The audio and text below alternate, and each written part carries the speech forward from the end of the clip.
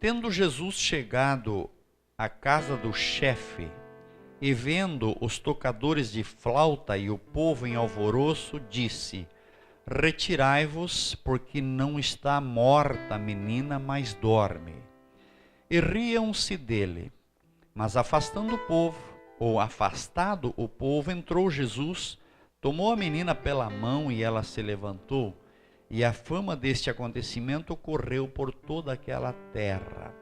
Amém? Quando Jesus ensinou a orar, no capítulo 6 de São Mateus, versículo 34, ele disse que basta a cada dia o seu mal. Ou seja, ele estava dizendo que cada um dos nossos dias tem a sua dificuldade.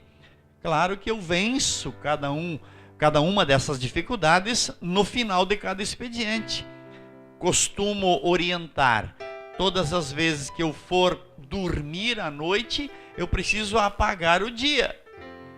E quando algumas pessoas começam a ter problemas de insônia como consequência das suas lutas do dia, significa que essa pessoa não está conseguindo uma relação de intimidade com Jesus. Alguma coisa está acontecendo que está atrapalhando essa comunhão. Eu preciso ter o mal do dia, eu preciso enfrentar o mal do dia, mas quando encerrou o expediente, o dia acabou e o mal do dia fica nele. Amém? Porque o salmista disse assim: em paz me deitar e dormir, porque o Senhor me faz habitar em segurança. Amém? A fé, irmãos, induz ao efeito. A fé conduz ao efeito. E como eu disse que o tema do estudo de hoje é fé que atrapalha, então nós queremos caracterizar isso. Existem alguns tipos de fé, ou algumas coisas no que nós depositamos a nossa fé, que são empecilhos de milagres, que atrapalham as nossas vitórias. E eu ouvi aqui a pregadora do final de semana dizendo que ela não gosta de falar no nome do Satanás aqui na tribuna. Ela prefere falar no nome de Jesus. E é óbvio, é lógico que eu amo o nome do Senhor Jesus e que eu prefiro estar sempre proferindo o nome dele. Mas eu não posso me esquecer o que a Bíblia disse: o diabo, vosso adversário, Pedro falando, o diabo, vosso adversário, anda em vosso derredor, procurando que você abra um buraco para ele meter a garra dele, para ele meter a cunha dele, para ele meter a sujeira dele e atrapalhar todas as bênçãos de Deus na sua vida. Então eu tenho que também trabalhar a questão da nossa fé quando ela está sendo executada de forma errada ou de forma equivocada. Sabe onde é que eu tenho fé? Sabe onde é que está a minha fé? Naquilo que eu profiro, naquilo que eu falo, naquilo que eu digo. Quando eu digo alguma coisa, eu estou estabelecendo acreditar naquilo que eu estou dizendo. Salmista, no Salmo 116, abra sua Bíblia, por favor. Salmista, no Salmo 116 e no verso 10, apenas a parte A do verso, ele vai dizer assim: cri, por isso falei. Ele está, nesse texto, ele está fazendo uma queixa, porque ele estava angustiado, aflito na sua alma, e ele vai dizer que ele não conseguia acreditar nas pessoas. Ele disse: os homens são todos mentirosos. E ele não conseguia crer mais no que os homens diziam. No entanto, ele estava dizendo daquilo que ele cria: eu creio que os homens são mentirosos. E isso estabelece uma condição humana. Mas eu creio também, e o apóstolo Paulo vai fazer referência, daqui a pouco eu vou citar o texto, eu creio em Deus. E porque eu creio em Deus, eu falo sobre Deus. Salmo 20, verso 7. Abre lá comigo. O texto vai dizer assim: uns confiam em carros, outros em cavalos. Somente essa parte do texto. Você já conhece o resto, é muito conhecido. Algumas pessoas acreditam na força dos seus carros. Claro que o salmista estava falando de um tempo de carros puxado, tracionado por animais. Algumas pessoas confiavam no carro porque era de ferro ou porque era de uma madeira muito dura. Outras pessoas confiavam no cavalo, independente de um carro. E isso não difere dos dias de hoje. Algumas pessoas confiam no poder das suas conquistas. E quando a pessoa, e preste atenção no que eu vou dizer, quando a pessoa confia nas suas próprias forças. Fizemos a leitura na terça-feira das palavras do sábio Salomão, quando ele disse assim: não te estribes no teu próprio entendimento. Confia no Senhor e reconhece-o em todos os teus caminhos. Perceba que a onipresença, a onipotência geram presença e onisciência geram onipotência. Então, quando você não se estriba nos teus próprios entendimentos, quando você não confia no que você possui, o sábio disse assim: isso é remédio para o teu umbigo, medula para os teus ossos. Ou seja, é saúde, é cura. Quando você confia no seu poder de aquisição, de compra, nos teus recursos, e eu tenho visto isso com bastante frequência, pessoas que têm boa situação financeira têm dificuldade para crer na palavra de Deus. Quando eu leio a história, esse texto que nós estamos citando aqui do Evangelho segundo São Mateus, capítulo 23, capítulo 9, versículo 23, os versículos anteriores vão citar um encontro de Jesus com uma mulher que tinha fluxo de sangue. É o mesmo trajeto, ele estava no mesmo caminho. E essa mulher tinha fluxo de sangue e ela foi encontrar com Jesus para ser curado. Alguém dos senhores aqui presente consegue dizer para mim em qual momento aquela mulher foi procurar Jesus? Quando ela não tinha mais dinheiro. Quando acabaram-se os recursos. Eu pergunto para você, se aquela mulher tivesse escutado falar de Jesus antes de gastar os seus recursos e tivesse ido procurá-lo antes de haver desperdiçado os seus dinheiros, ela teria perdido tudo? Porque, irmãos, basta que nós creiamos em Deus. No entanto, nós cremos naquilo que vemos. Alguém dos senhores está vendo o Senhor Jesus nesse lugar? Os senhores estão enxergando Jesus aqui nesse lugar? Alguém está enxergando com os seus olhos físicos? Não. E eu pergunto para você, e Ele está aqui? Amém? Pelo seu Espírito Santo Ele está nesse lugar. E sabe por que nós vamos ministrar a cura sobre os enfermos? Porque eu creio na presença de Jesus nesse lugar. Mas a fé que atrapalha é uma fé nas coisas. É acreditar que aquele papelzinho que o médico deu, seja para Suelen ou para quem quer que seja, tem mais poder do que a palavra de Deus. É uma fé no papel, é uma fé na opinião do médico, que gera impedimento de milagres. Nós gostamos de acreditar que somente vai acontecer alguma coisa se for a irmã fulana da casa fulano de tal que fizer a oração. Mas eu vi ainda essa semana, alguém postou no Facebook, era uma caricatura apenas, uma moça que surgiu uma mancha, se não me engano, no braço, uma bolinha vermelha no braço dela. Sabe um picadinho de mosquito que dá aquela bolinha vermelha? E ela olhou e disse: ai, o que será que é isso? E correu para a internet, para o Google, para saber o que era aquela manchinha. E no Google então tinha uma série de informações. É o câncer não sei das quantas. E aí aparece aquela caricatura, toda pálida, com o zoião arregalado desse tamanho, já iria morrer de susto, porque creu no que queria acreditar. Fé que atrapalha milagres. eu profetizo na minha casa todo dia e combato a fé que atrapalha o milagre. Profetizo, creia em Deus. Se Jesus te curar, Ele pode te curar, Ele quer te curar. Se Ele não te curar, não me acredite em outra coisa e pare de me falar de doença. Acaba, corta isso pela raiz. Você me viu falar qual foi a doença que agrediu o corpo físico da Suelen? Alguém me escutou falar? Sabe por que não me interessa qual é o mal? Qual foi a enfermidade? Porque para mim é mais importante o nome daquele que cura.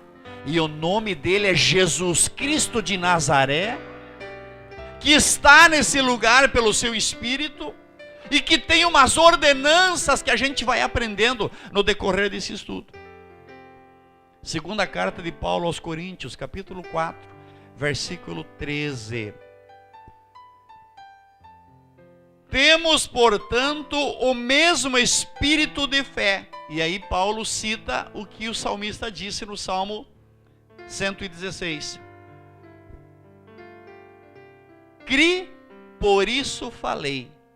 Nós cremos também, por isso também falamos. Jesus declarou o seguinte no Evangelho segundo São Marcos, capítulo 16. E o verso 18. Olha como é que eu leio Marcos 16, versículo 18. Pegarão na serpente e não lhes fará dano algum. Somente essa parte aqui. Pegarão na serpente e não lhes fará dano algum. Agora, Lucas 10, 19. Eis que vos dou poder, e um adendo meu, sobre toda a força do inimigo, e nada vos fará dano algum. Jesus está dizendo pela sua palavra, que se eventualmente eu colocar a minha mão sobre uma serpente, ainda que ela me pique, não me fará dano algum. E depois ele está dizendo, eu vos dou, diga em voz alta, poder. Agora eu quero que você creia. Poder para pisar serpentes e escorpiões. Quando nós estivermos orando nessa noite na campanha da cura, você vai fazer uso desse poder para desfazer as obras das trevas, as obras do diabo. E eu estou falando no que eu creio, tem vitória para nós na noite de hoje. Hebreus, capítulo 11. Hebreus, capítulo 11. O versículo 1, extremamente conhecido e muito citado aqui na Bet Shalom. Ora, a fé é o firme fundamento das coisas que se esperam e a prova das coisas que se não veem. Diga comigo, a fé é a certeza. Agora preste atenção. Quando a sua fé é uma fé podre, ela te atrapalha, mas ela continua sendo fé. Quando você diz para o doente, você já pesquisou na internet, significa que você crê naquilo que você está falando. Mas a fé mencionada na Bíblia é uma outra fé. É uma fé de convicção que o que o Senhor preparou para nós não tem para ninguém destruir. E por isso, queridos, eu creio na palavra do Senhor. Versículo 6.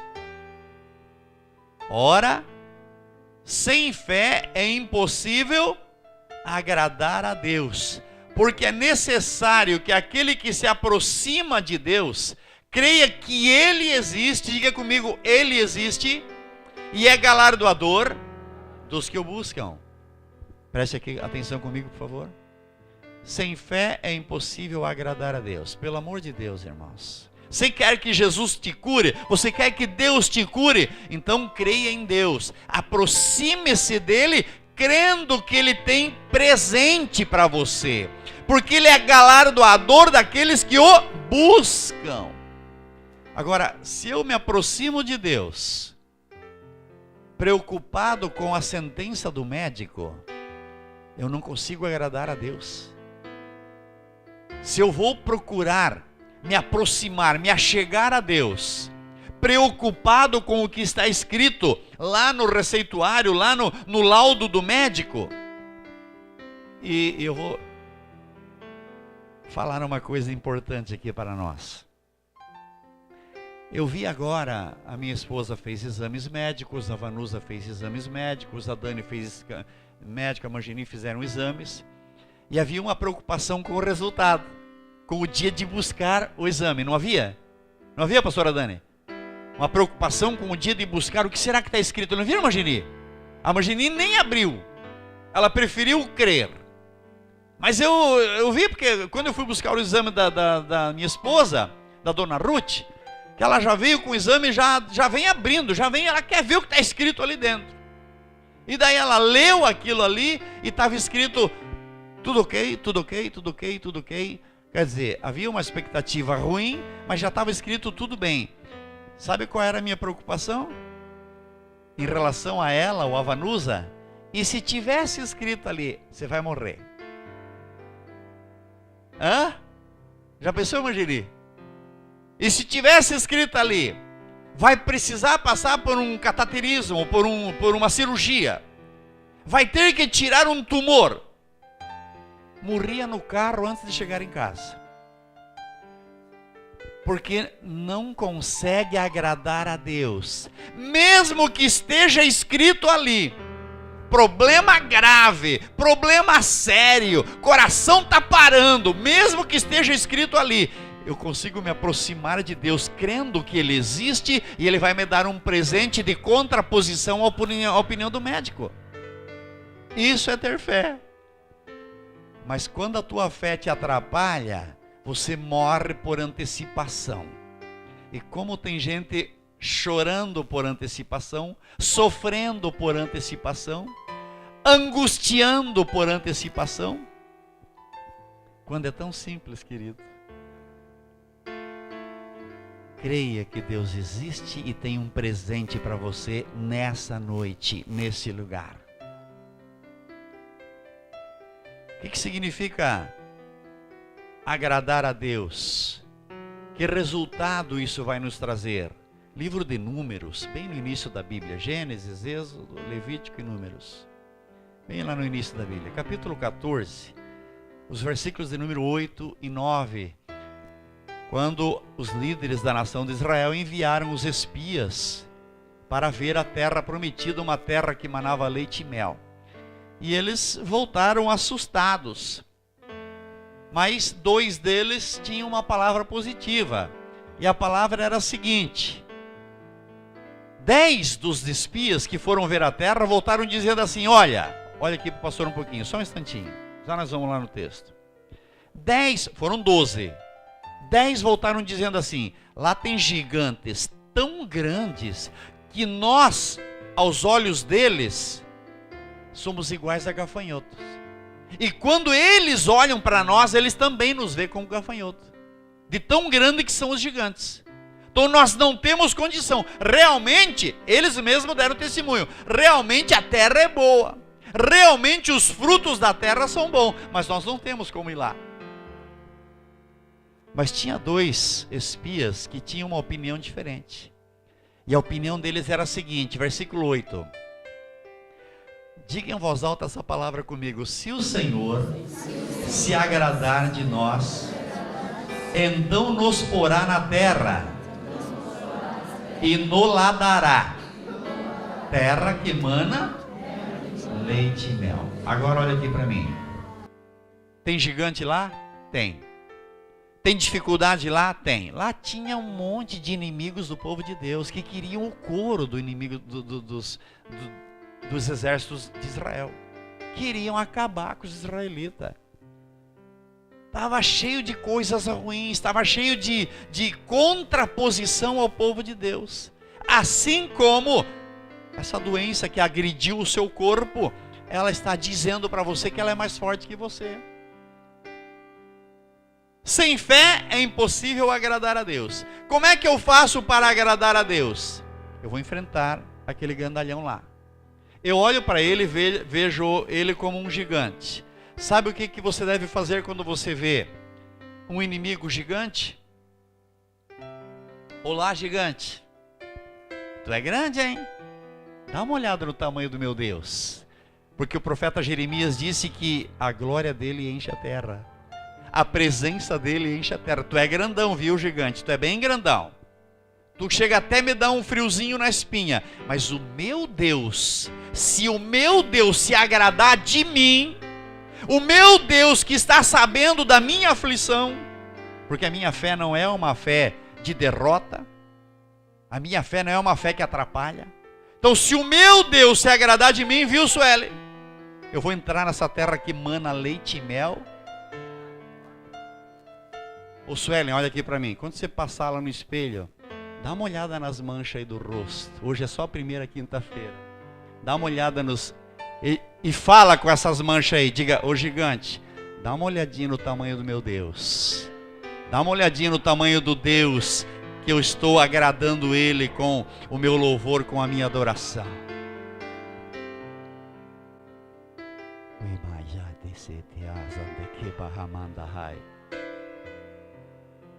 Versículo 9, Números 14, versículo 9. Tão somente não sejas rebelde contra o Senhor, e não tenha medo do problema. Como nós gostamos de ser rebeldes contra o Senhor. Como nós preferimos valorizar coisas. Eu disse aqui em uma das quintas-feiras de uma casa que eu fui orar. Me chamaram para orar. Porque alguém havia profetizado lá dentro da casa que ia acontecer uma catástrofe lá, um desastre lá naquela casa. E eu costumo dizer, eu ensino terça-feira, eu prego na quinta, eu prego no domingo, eu estou sempre profetizando vitória, vitória, vitória. Deus tem milagre, Deus tem milagre. Primeiro Zé Mané ali da esquina que vem e profetiza uma maldição, você nunca acreditou na bênção que eu profetizei. Chegou um maluco na sua casa e disse uma maldição, pronto, você já quer morrer. Não sejas rebelde contra o Senhor. E vale para todos nós. Quando você estiver saindo desse lugar nessa noite, eu nem quero nem saber qual é o teu gigante, querido. Não é da minha conta.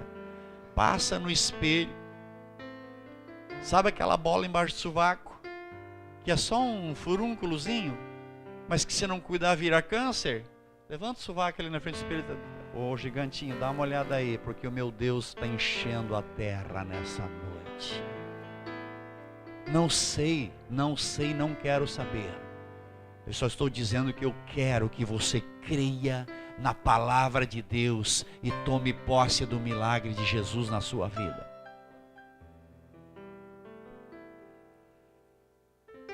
Em qual base a minha fé deve estar estribada?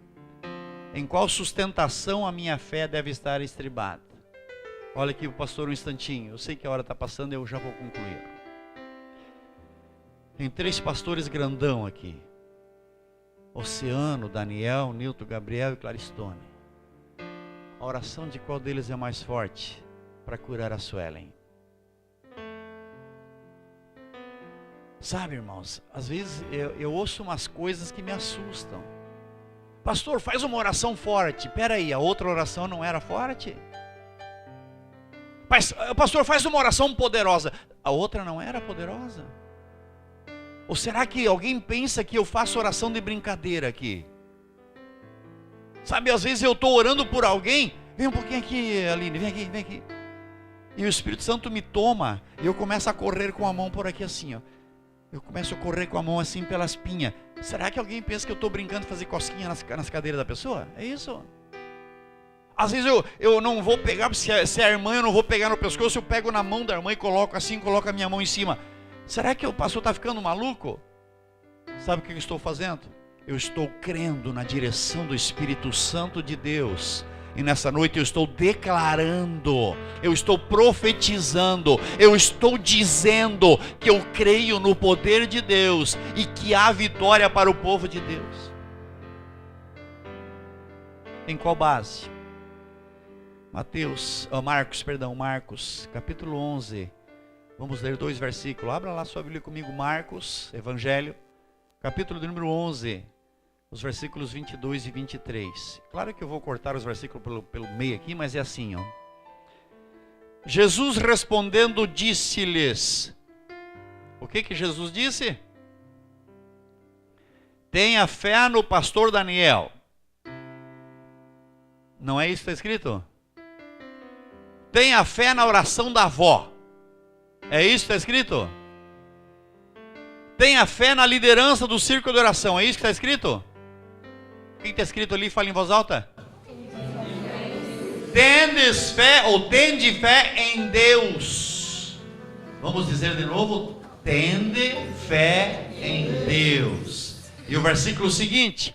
Porque em verdade vos digo que qualquer que disser a este monte, ergue-te e lança-te no mar. Você lembra que eu falei isso, Ellen? Vai passar no espelho ali e vai dizer a esse monte de bolinha vermelha aí: ergue-te, bolinha, pelezinha do ergue-te. Mas não era só para o pastor dizer isso? Não era para o irmão Newton dizer isso? Não é para o senhor dizer isso? O que está escrito ali? Qualquer, diga comigo, qualquer que disser. Você também, passa lá no espelho. Bolinha, bolinha, vai para o mar, porque o meu Deus está enchendo a terra e eu creio na vitória. Não tenha uma fé que te atrapalhe. Creia em Deus e execute a obra do Senhor. Provérbios 18 e 21.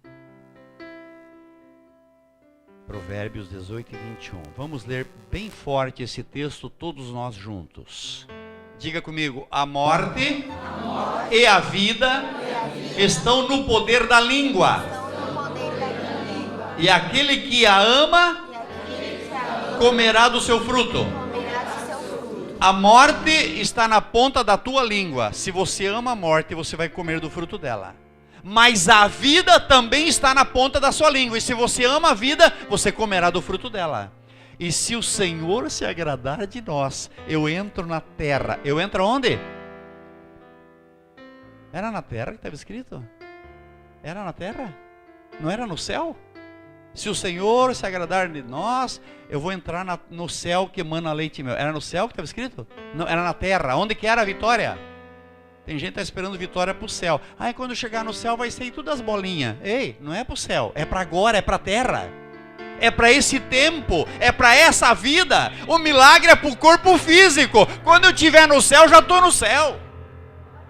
Mateus 8 e 13.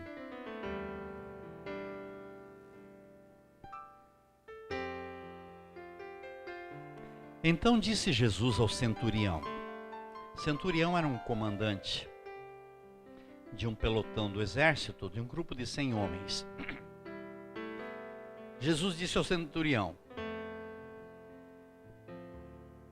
o que está escrito na parte B do versículo? O que está escrito na parte B do versículo? Vamos ler todos juntos. Vai, e como creste, te seja feito. A Suelen vai ser curada sim ou não?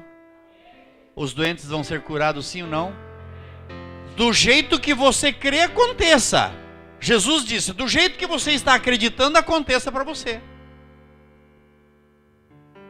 Ele chegou e disse: ô mestre, um moço lá na minha casa, lá um funcionário da minha casa está doente, está mal, e eu queria que o senhor ministre uma palavra de cura sobre ele. Jesus disse assim: eu vou lá na tua casa. Ele disse: não precisa. Eu também sou chefe de um grupo de pessoas e eu digo para eles vão e eles vão, eu digo voltem e eles voltem. Eu quero que o senhor só diga uma palavra e eu sei que vai acontecer um milagre na minha casa.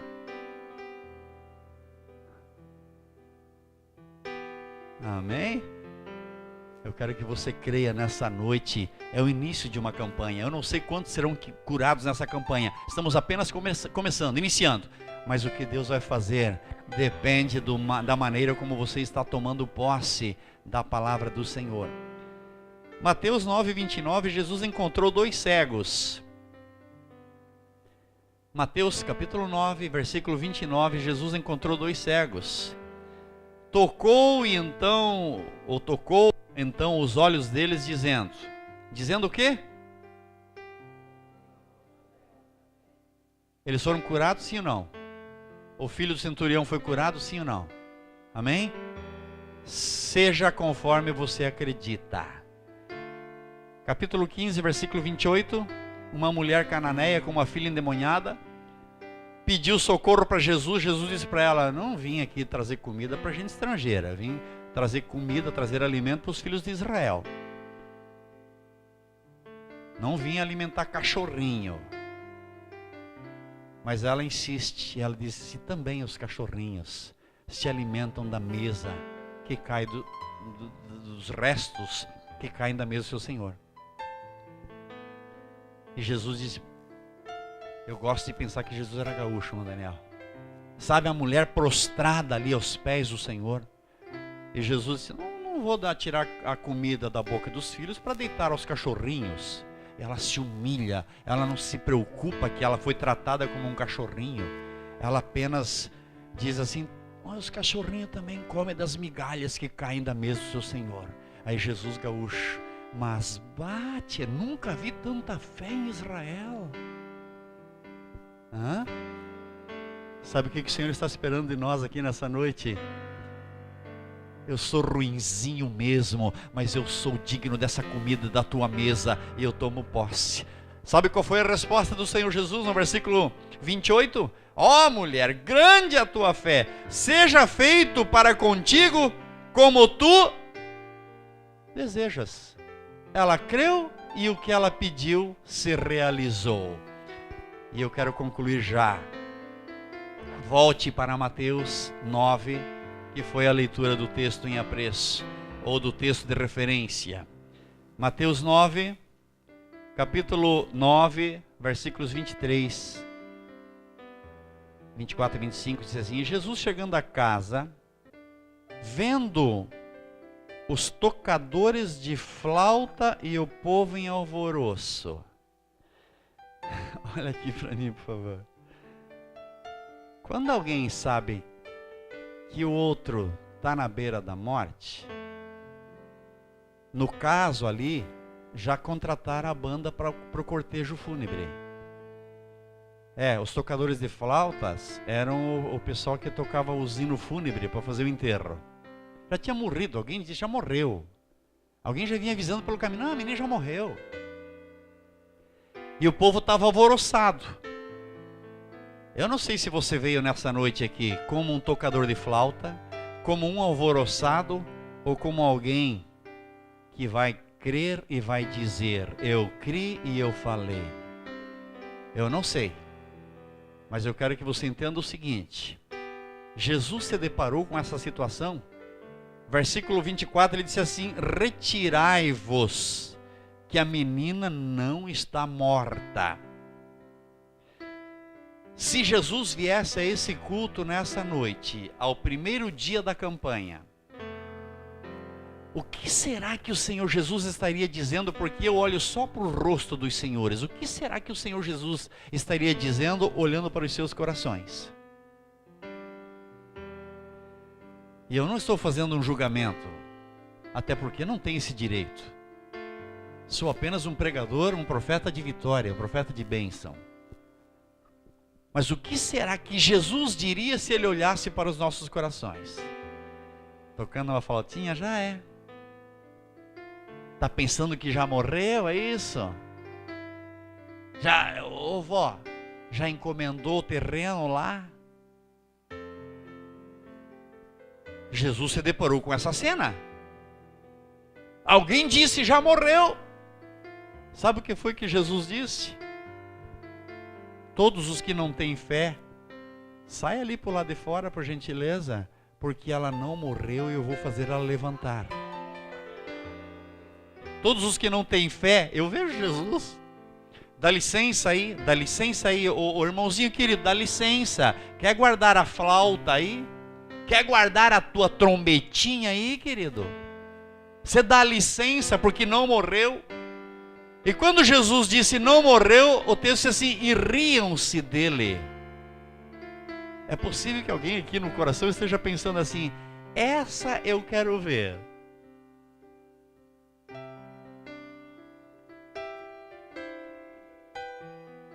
Esse tipo de papo, essa eu quero ver, é fé de derrota.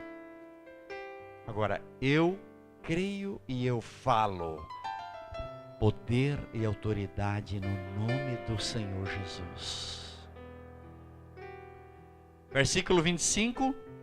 E logo que o povo foi posto fora, logo que os sem fé deram espaço, Jesus entrou, pegou-lhe na mão da menina, e a menina se beijou. Oma santeque parramá. Aleluia!